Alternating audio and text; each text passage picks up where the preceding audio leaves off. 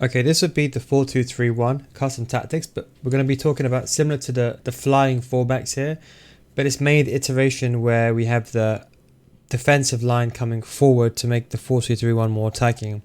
This is due to the lack of only one striker compared to other formations. We'll go through the tactics first. I've left it here on screen just so you can copy and paste it, because this video is going to be a bit complicated when I go over the instructions, because there's a few variations you can use. It's important you actually listen. A lot of people, they just think, okay, you know what, let me just use any variation. Then they start crying. It doesn't work for them. The truth is you have to adapt it to your playstyle. If you don't adapt your tactics, then forget about it. You know, a template might work for you when you copy and paste it. It might improve your wins by 2, 3, 4 wins. But if you want to make it to 6, 7 wins improvement, you got to make sure you do it to your playstyle. Balance 35-55 is pretty simple. We just want it to be a bit more narrow on the width when we're defending. Balanced defensive style is very important, especially when you have defensive line going forward. It can make it very risky.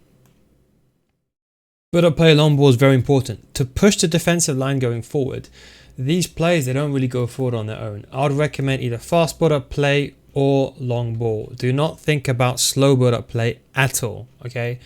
You don't even want to use balance. You have to use either long ball or fast build-up play. I would recommend long ball.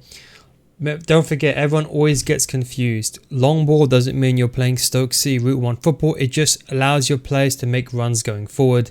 It shouldn't even be named long ball. It should be named something like, I don't know, dynamic runs. I think that would be, or dynamic getting in behind, or something like that, which will actually accurately depict, or should I say, rather the words actually displaying what it is rather than long ball, because this is not really doing justice in its depiction here on the right hand side. It doesn't really explain it very well. But anyway, the chance creation now, you can leave this on balance. This is mainly for the final third chance creation. Remember that. It's in the attacking half. The key thing here is I would recommend forward runs, my personal opinion, just because when the defensive line player goes forward, you want them to go up to the get. So long ball basically lets them get forward on the counter attack. In the final third, you don't want to let them do their own thing. You can't put get in behind on them. So what you can do here is you can put forward runs. Otherwise, you can leave it on balance. If it doesn't work for you, you got to use forward runs. Width 60, this is kind of important. The reason for this is you need these players to be wide as possible. I'll explain this later on. But it's to create space for the inside players and to separate your opponent's defense. Corners of free kicks, as you may. And as you will, should I say. Now, this is where things get a bit confusing. Now, you want here a proper striker, okay? There's going to be 2 strikers in this formation. Just trust me. This needs to be a player that can do everything. If you have someone that's short, even better. They can dribble. Someone that can hold the ball is also quite fine. The key thing is pace and ability to shoot. 5-star weak foot. This cam, very, very important. Now, I put Eusebio here. I think he does a very, very good job here. A second striker is always what you want to play in this formation. A second striker is what you need. High, medium work rates, even better. 5-star weak foot, good passing. So no 70 passing here. These guys, they are wingers. Now, I know I have Adeyemi here, and I know I have Thiago Silva. What realistically happens is Adeyemi goes here. I really like Adeyemi and Caicedo. I think they're a very good combination for me. You need wingers here. Thiago Silva does not stay on. He gets subbed off, so don't worry about that. He's not actually playing. I just use him purely for chemistry purposes. But I may sub on Martinelli or any other winger with 99 sprint speed. Anyone that can just get down the wing, that can dribble. Ideally, these guys, you need them to dribble. 5-star weak foot, 5-star skill moves, even better. Both CDMs, they have to both stay back, which I'll explain as well in a second. But they have to stay back to allow the defensive line to go forward. Otherwise, the defensive line won't go forward. 2 players that can do everything. At this stage of the game, you should not be saying, my player can't do X and Y. Caicedo and Adeyemi, this guy's like 50k. He was free. I think everyone's got these cards. If you have a team of the years, even better. Team of the seasons. Shapeshifters, the Perisic card. Anyone can work very well here. The left back and right back. Now, there's 2 ways you can run this. You can do the flying fullbacks for the left back and right back. It does work with this formation. However, I don't think it's worth it. The main one I would say is the striker joining the attack. Now, when I made this, everyone has laughed at this formation. But truly, it's probably one of the best formations because it allows you to push this player forward whenever you want. Now, I put a towel like this. A towel is the player, when you're attacking, that will get forward and become a striker. Now, this is very important you listen to this. You might have to replay this because everyone always gets this confused. This player needs to have good attack positioning and good attacking stats. Otherwise, the game will not push that player forward. If there's not a complete contrast between these two players, the game will not know who to push forward and they will not push anyone. That's how you do it. How extra striker works is a D-pad tactic. You press up on your D-pad and you activate extra striker. It chooses one of the players over here. Now, why does it choose the players at the back and not the midfielders? Because we put both the CDMs on cut passing lane, stay back while attacking, and cover center. So what you're telling to the game is extra striker just means, okay, these players are already, in a sense, strikers. Who's the next best option? So it starts like this, next best option. Okay, their striker's ready, so it ignores that. And then it goes like to these guys. But because these guys got stay back while attacking, the game understands these instructions, it ignores that, and then it goes to the fourth tier. So it goes down periodically. And that is how you eliminate. If you put this player on balance, this guy will go forward. But because you put them both on stay back, the game understands. Then for a tile to go forward, there's two ways. You can either just use extra striker D-pad tactic and do it whenever you want to. It's the best way of doing it. Leave them on stay back. The second way is you add join the attack. The problem with this is every single time you get the ball, this player is going to be joining the attack and going forward. That is why you need to use the D-pad tactics. Have control yourself. I'll tell you one critique of the pro scene that I saw. People didn't use attack and fullbacks. I saw it mainly in its quarterfinals and semi-finals in the pro scene.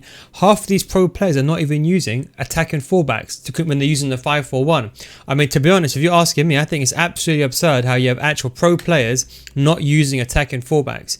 Maybe their coach don't know what it does. Maybe they don't even know about attack and fullbacks. I just think it's a crime, to be honest. A lot of players got caught out because of they didn't use attack and fullbacks. You don't believe me? Go watch the pro scene yourself and you'll see.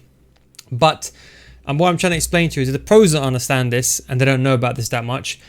It's a very high chance you won't know about it. That's why I say it's very hard. You can't just skip over these videos and just go. Some of these tactics are very, very unique. You're not going to find them anywhere else on YouTube.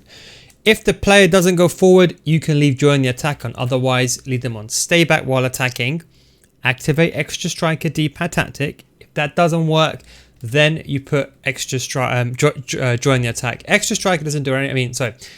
Player striker doesn't do anything. It just comes last minute. You want join the attacks. That means basically stay back and use a D-pad tactic extra striker. If that doesn't work, then you have to put join the attack. If that doesn't work, then use another player or put someone who's got high defensive work rates here and high attacking work rates here.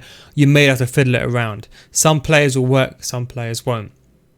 Now, that is one variation. That's the variation I recommend doing.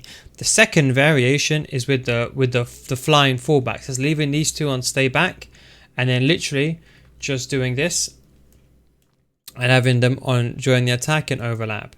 If you're going to do this though, in my opinion, decrease the width down to 1. What this will do is this will narrow the rest of the team, and when the left back and right back, when they go forward, they'll be a bit wider. You can use hug the sidelines and least that way, because otherwise you don't want these two guys together. When they're right next to each other, it doesn't help you. To create space, you have to move players away from you and to create runs. When they're next to each other, it's not helping you in any way. It's actually putting stuff at disadvantage. It's not like the 5-4-1 where there's an overload, a 3 versus 1. So what you need to do here is put the width down to 1, and then you can literally just put join the attack. Even better, attacking fullbacks, D-pad tactic is what you should be realistically using here. And that is it. So you can use a flying fullback variation. I wouldn't recommend this. I think a lot of you guys are going to struggle with this just because you only have one striker. It's better to use a centre back going forward. People laugh at this formation, but the truth is, real life teams are actually using formation of this nature. You're now seeing players like John Stones going forward and even roaming around, even in the final third. So when people thought to me, "Oh, it's a joke," well, I did this in FIFA 20. Well, maybe it's a joke or not, but fullbacks, they go forward now, they attack. Now a centre back's job is not just to be a centre back; it's to go forward and attack. The key thing is thinking about the future, not just thinking about the present, and that's what I try to do. But yeah, the main thing here is you need a player that can do everything. Atao is a very, very good example. You can do everything. I'd recommend that. As I said, look, you know what? Give it a try. A lot of people, as I said, look, if you have reservations, just give it a try first. Give it 10 games. You can't have this is the thing. You can't hate this formation because all it is a 4-2-3 run with a regular. And if you want to, you can make the centre back go forward when you want to increase the attack. How could it put you at a disadvantage? I have absolutely no idea. But that is the 4-2-3-1 extra striker flying fullback tactics. Hope you enjoyed it. A bit of a complicated one. Had to explain both variations, and that's the issue why people are struggling with this striker going forward. Try another player and it should resolve it. Anyway guys, if you want to get better at FIFA, don't forget to join my FIFA School Series or FC24 series. Top left screen, you should have to click it now. Thanks for watching. Take it easy, or links down in the description. Peace.